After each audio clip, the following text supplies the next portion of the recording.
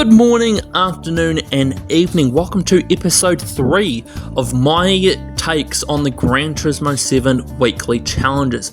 Once again, 5 new races added to the weekly challenges event, including some lucrative rewards, including a 6-star roulette ticket for a car.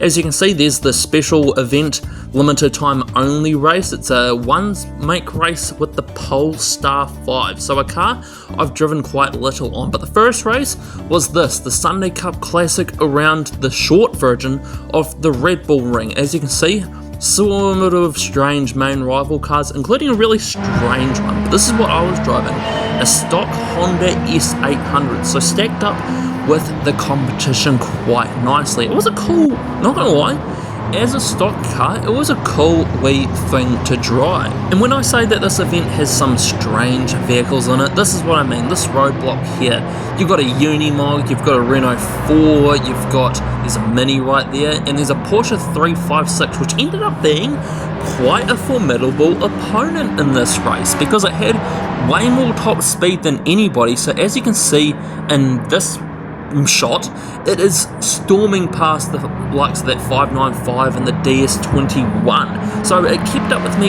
quite nicely.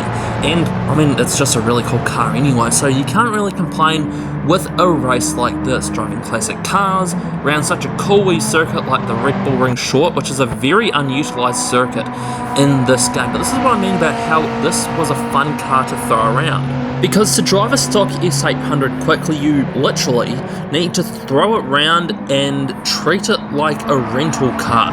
Throw it through corners because, not gonna lie, yes, it's got not a lot of power, but it's also got bugger all weight, so it can utilize that power to its fullest potential. And as we head up to the finish line here, you can just see I'm just throwing it in this last corner, and I nearly lapped the Unimog. This must have been the race where they introduced the Unimog, so they sort of had to use it. So it ended up being nearly lapped, similar to the Panda in the last event. So the second race was this one, a Lake Louise tri-oval race with the pickup trucks in this game. And I used this Toyota Tundra, which was one of my first cars that I used in this game. So it's got a bit of weight reduction in it, I will admit, but it's also got stock standard power, well, as much of a stock standard power as I could have. But this livery was also one of the first ones that I made, so it was me stuffing around with the livery editor in the early parts of Gran Turismo 7. In this race, well, it's a tri-oval race in Lake Louise, so it was very fun to throw this thing around, but I wouldn't say it was the most difficult race in the world. And that's a common complaint with the AI in Gran Turismo 7, just the fact that it's so slow that you have to personally handicap yourself to keep up with the competition, because they're usually either stock or lightly modified. But even if they're heavily modified, they're not very difficult to race against because of the very slow AI in this game. So I think I passed everyone on lap 2 with this almost stock Toyota Tundra and really just ran away with it. As you can see, I am leading by a country mile heading up to the last straight. And this is the special race for the week, the Polestar 5 one-make race around Deep Forest. It was 5 laps, and this thing I just kept completely stock aside from putting sports soft tyres, because sometimes these one-make races can be rather deceiving on speed for the opponent. Sometimes they can be rather quick and modified, but these things, yeah, they really weren't. So I kind of heavily modified this thing for how the opponents were. I mean, I could have, honestly, looking back, I could have put a ballast on it, making it even more heavy. It's already 2.5 ton. I could have limited the power. I could have done anything other than just putting sport soft tyres, but you don't know how the AI is going into these sort of races without background knowledge on the event. But the Polestar 5 was a surprisingly nippy car for its size. I mean, yes, it's 2.5 tons, but it's not like it was controlling like a land yacht. It did have a bit of nimbleness to it. I say nimbleness, it just wasn't understeery as fuck. So it wasn't the worst thing in the world to drive, and it could get up to some decent speeds. And well, it did help that Deep Forest is a fun car fun track to drive, as that's my routine stuff up of the race, and it's cool seeing these new, I say new manufacturers, it's basically Volvo, seeing these new manufacturers to Gran Turismo. Like using Volvo as a good example, you had Skoda, Opel, and now Polestar is in the game, so it's good to see these sort of cars in the grid.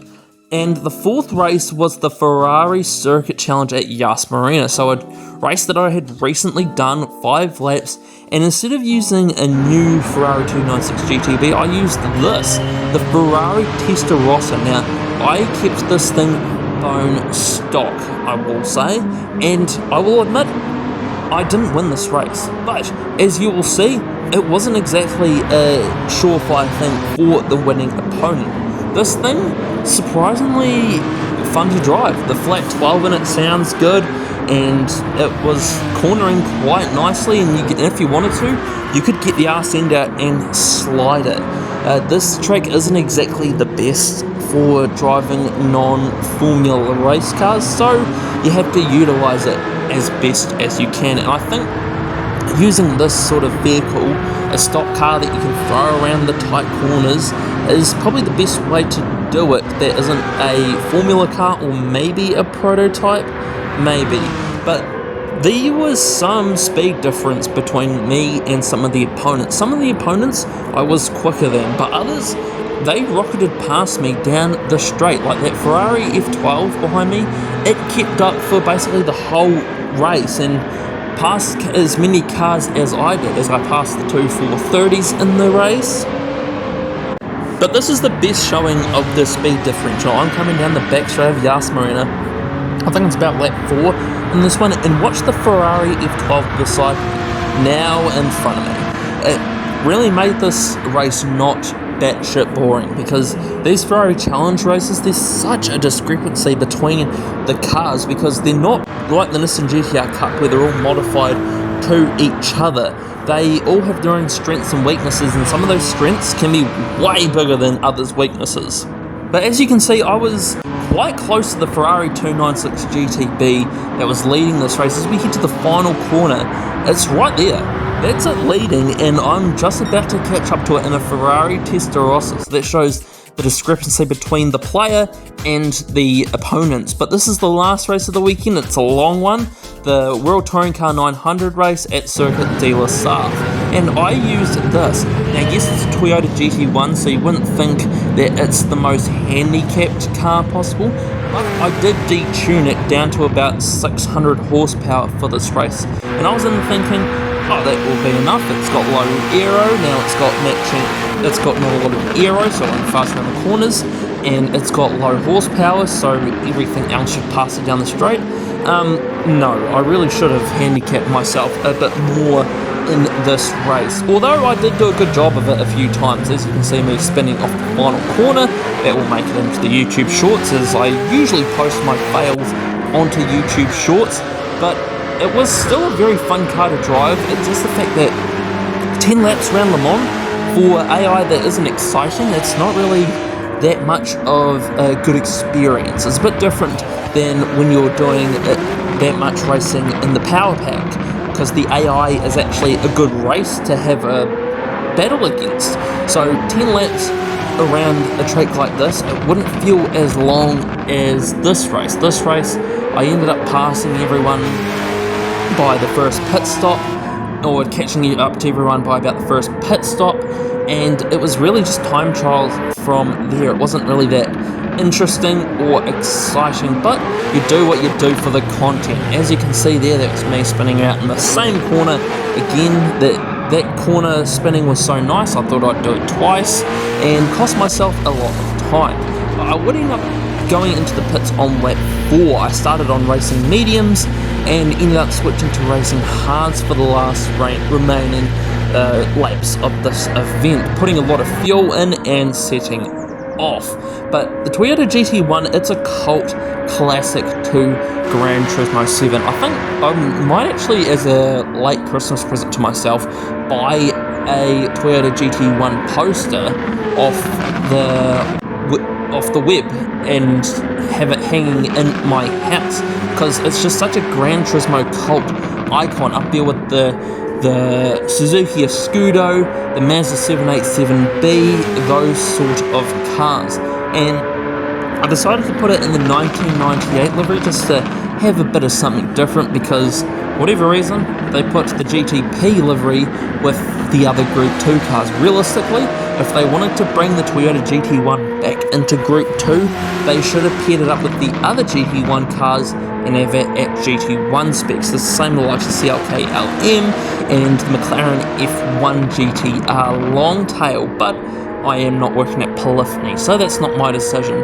Anyway, we would end up heading to the last parts of this race as you listen to me ramble. Le Mans, it's a track that's really grown on me in the last couple of years to drive. When I first got Gran Turismo 4, I wasn't really that excited to race against it because it was such a long track and I was a kid, so it's like, oh, it's fucking boring. But now that I race around it quite frequently, it's not the worst track to drive around, especially backwards. But as I do after every week, I'm going to show off what I got for my rewards. There's 100,000 for winning the first race, 200,000 for winning the second race, and the roulette ticket for 6 stars as a vehicle. Do wish they would change things up a bit for the rewards. It does get a bit stale, getting like $100,000 after every first race, but hey, I don't work at Polyphony. But I would end up getting a new car for myself. This Vision GT L500R hybrid from Peugeot. And if you are complaining about getting new vehicles in this game, then, well, there is something wrong with you. As you can see with my collector's level, I have a few cars in this game. So, that was how I went through the weekly challenges in Gran Turismo 7. If you want to, let me know what cars you used in these races, and I will see you in the next episode of Gran Turismo 7 weekly challenges. But while you're waiting, give us a subscribe. The support is always very much appreciated for these videos. I do like making content on Gran Turismo 7, and check out one of my other videos.